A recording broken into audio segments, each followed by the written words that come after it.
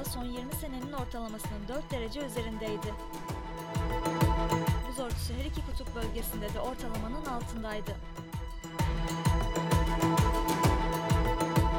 Çin ve Hindistan'da aşırı yağışlar gözlemlendi. Japonya ve Kore'de etkili olan tayfun birçok can ve mal kaybına yol açtı. Amerika Birleşik Devletleri'nin Hawaii adasını tropik fırtına vurdu. Güney Avrupa'da diğer senelere nazaran daha kuru bir Ağustos ayı yaşandı. İtalya'da ise sel sonucu dağda yürüyüş yapan 11 kişi hayatını kaybetti.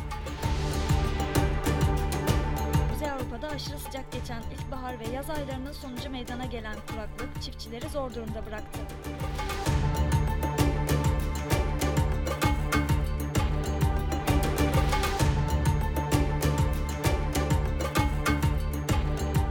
Avrupa kıtası son yılların en sıcak Nisan-Ağustos dönemini yaşadı.